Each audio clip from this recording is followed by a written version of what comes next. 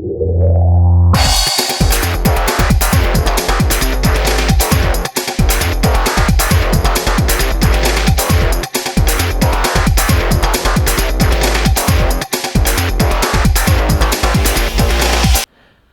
everybody, HarlequinCoHO here, and you know, I've got another good 1v1 for you. So, lately, I have just been fascinated with this idea of the Piospam build. I've been just kind of searching near and far for all the best Piospam replays I can get my hands on, because I'm just dying to see, you know, what the allies have planned for this, because this is a very, very tricky tactic. So, I had an earlier game with just kind of, it was a one-sided, very, you know, demonstrational kind of Piospam build order, and today we have a fight between CrowsFlightX and JohnnyCrypto. Now, JohnnyCrypto, we'll get to him in a sec, but he's like ranked number 4 infantry player, and you can tell just by the abilities here that I think CrowsFlightX is only like level 10 or something like that, according to chat. That's what he says later on.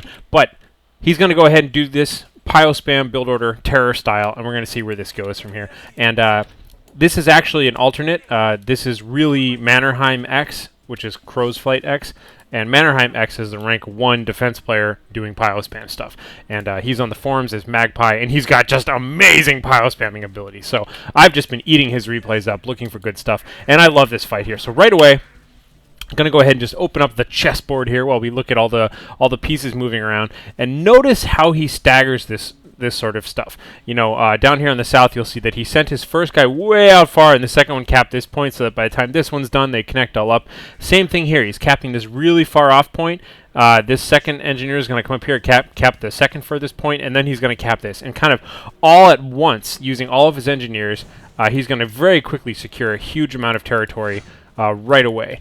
And I'll count it up pretty soon. You'll see he's got about twice as much territory as Johnny does, and it's just amazing. And so kind of the early game advantage of this kind of stuff is just to flood on out there and cap the whole board and run away whenever you get, you know, whenever you fight anything that can beat you up. And other than that, just, you know, do your thing. So he's low level, and you can see this is kind of a new account, and increased squad health by 8% and sight range by 20%. Now, in the earlier replay, we saw like 6 out of 8 army items were benefiting Pioneers. Not so much here. It doesn't even have the Panzerfaust upgrade. Level 2 Field Pioneers up here at the northern position.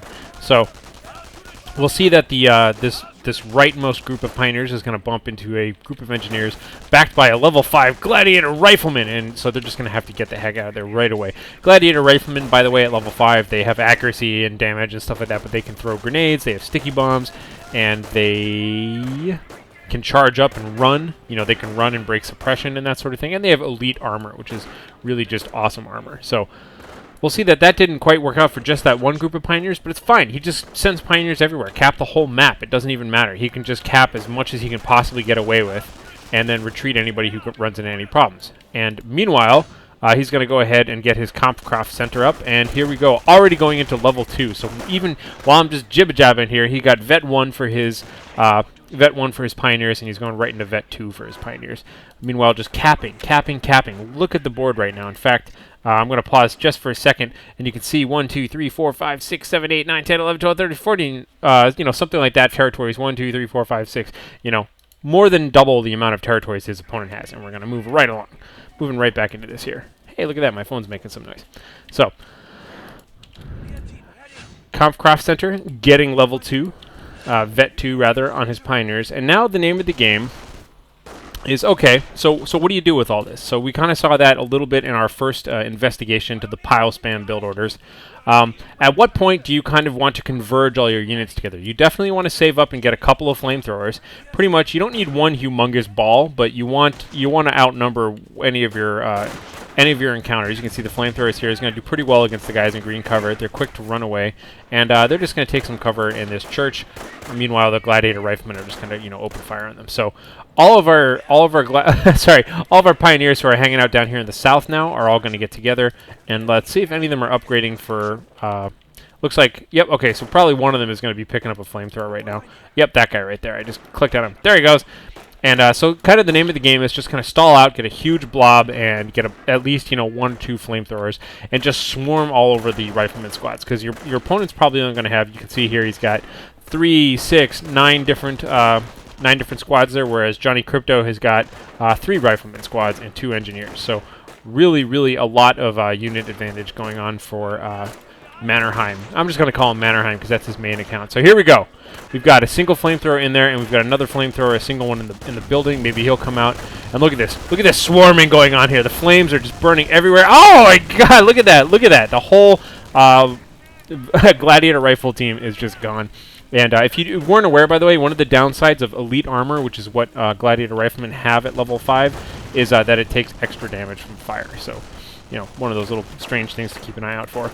A good reason, by the way, that the metagame might shift away from people using gladiator riflemen right off the bat if they're going to keep bumping into a lot of Piospam out there. So, interesting build here. So, let me take a moment here and just see what all of our players have for us today. So we have Propaganda, Firestorm, Rocket Barrage, and King Tiger. You know, low-level player, and you know, I can't argue with that. Propaganda, that's kind of up to your choice. You know, it's gonna, you know, it's gonna debuff a group of enemies. That's kind of cool. You need all the advantage you can get early on. So I'll happily see him trying that out. Rocket Barrage, great for a little punch, and the King Tiger, that's kind of your late game ace in the hole. And so I appreciate the fact that he has that there, because he needs something to make this viable in a long-term standoff, and I do like seeing that. Now, JohnnyCrypto, on the other hand, I talked about him briefly before. I'm going to switch to his point of view for a little bit, because he is no chump. He is a seriously good infantry player as well, and you'll also notice that he's not using infantry attrition, so he's got his standards. Currently, he is rank 4 on the ladder with a good... Look at this stuff. I'm just going to stop talking for a second and just observe what the focus fire of double flamethrowers on Vet 3 dudes can do. Vet 3 Pioneers just running everybody down. This is the early game advantage. This is the army that so many people have such a hard time fighting against. It just seems like such reckless abandon. How can men withstand such firepower? Look at this. Look at this. Flames everywhere. And I kind of like this. I'm going to slow this down right here. Whoop! Look at that. Look at that. Beautiful looking fire right there. I'm not quite sure what the heck that was, but I'll speed it right back up again now. But just if you happen to shoot a little bit of fire and whip around on your heels, that's what happens. So we'll see. He's countering right now with camouflage flame engineers of his own. So he is flame engineering the flame pioneers, as well as having the Browning automatic rifle upgrade. So he's kind of doing this the hard way. I mean, I think it's going to be the hard way no matter what you do. But he says, okay, I'm going to counter this with infantry, and we're going to do it. Oh, and the very last flame engineer goes up in smoke and burns away. Meanwhile, we got some more riflemen coming out here. As I was saying, JohnnyCrypto, rank 4 on the infantry 1v1 ladder, and a seriously good player. And so I really wanted to see these kind of head-to-head matches to see exactly what the allies are doing about this strategy. How are allies fighting against this sort of stuff? Meanwhile, you'll see nice looking, just about to get the last of the... is it going to go up? Oh, no. And so breaches a tiny hole there, but just in the meantime manages to finish this bunker, and this bunker is pretty brutal. I'm going to go ahead and swap on over to CrowsFlight once again. Sorry, Mannerheim. We'll see, we've got a nice little standoff going here, and the MG42 just finished inside this bunker. You can always tell it has an MG42 if it has this little bit of netting above it right there. That's the side that has the gun coming out of it. Sometimes newer players don't know exactly how to identify which way these things are pointing, but you'll learn that pretty quickly. Anyhow, having chased everyone away, he's going to go ahead and wall him back in there. And this is a mean little... if it wasn't already mean having to fight Pioneers, this is definitely a very brutal way to kind of pin somebody into their base and back them up. So now we're going to see, we did have a little bit of infiltration going on here from the northern side. We've got the gladiator riflemen up here, some more riflemen in the middle, just kind of stabbing apart, just trying their best to cap territories. But really, when you think about the numbers, it takes almost no effort for CrowsFlight to send 2, 3, 4 guys out to recap stuff, and he can afford that at the But if you look at somebody like JohnnyCrypto, sending 2 riflemen out to go and clean up all this cap mess that's left lying around in the field there, that significantly diminishes his army size. So let's take another look here. We still have 3, 6, 9, 10 different squads out there, including the field pioneers who are in the mix there somewhere. And right now they're just kind of fighting away against a bunch of riflemen. So these riflemen are camouflaged. We are now backed up by some more flame engineers and riflemen. So flame engineers, riflemen with bar upgrades. I'm going to switch back to JohnnyCrypto's point of view. And we'll see what he has planned, because really he needs to stab out from this position here and do something against a whole bunch of Vet 3 flame engineers. So sort of a little forward scouting going on here. This is always a good habit. You know, he knows that somewhere around here is an army of doom he needs to look out for. And there it is. He's identified it. So very quickly, going to start off with the flame on flame action here. Flame everywhere, but really his one flamethrower, one remaining flamethrower, really just got toasted there very quickly. Like double, triple, Vet 3 flamethrower on top of a single guy there. Not doing so well. Now notice what he's doing here. He's spreading out all of his troops, just really spreading them out and keeping the distance. Even though some of these guys are getting toasted alive and running, the rest of them are just kind of covering the area here, but still getting rushed by guys down on the south, getting rushed up on the north, but having his own flamethrowers coming in from the north and running down. You'll see that this focus fire from the spread out Browning automatic rifles combined with a nice little flank of flames did a pretty good amount of damage here. Notice the distance. He's forcing these Pioneers to kind of have to close the distance, and he's focusing down individual squads, really making sure that he kills them all off and doesn't just let the ones with one guy retreat and get back there. And that's looking pretty good. That kind of worked. This is a difficult position now for the Pioneer Spammer. Pioneer Spammers want to rely on their mass units. Oh, we see propaganda now. You know, okay, propaganda there, I guess. You know, maybe he wanted to blow some munitions or something, but really that would have been better used during the initial combat there. So more guys getting camouflaged here, and meanwhile, looks like JohnnyCrypto has just regained entire center control of this map. So let me take a look at his base, make sure we're not missing anything. Nope, still a barracks, not missing anything. All right, that makes that job really easy. Meanwhile, we'll take a look back here and see, now what is Mannerheim going to do? I think a lesser player would continue the spam and say, you know, all right, let's just more of the same, go, go, go. And instead it looks like Mannerheim now is going to move on. He's going to transition. And this is a very important you know, strategic concept. And one of my earlier replays, I made a big point about talking about tactics and strategy, and I very quickly used both in the wrong context over and over and over again. So here we go. Check this out, by the way. So JohnnyCrypto, knowing that there's Pioneers everywhere, mines this whole place up, knowing that they're going to come pick this up. Using his camouflage engineers, now he's backing away. They're going to chase after him, and boom, second mine goes off. Look how effective mines are. And now we've got a bunch of pinned mined guys getting, you know, focused down by bar-wielding riflemen and that sort of thing. Very good. Landmines, flamethrowers, Browning automatic rifles, and spreading your units out.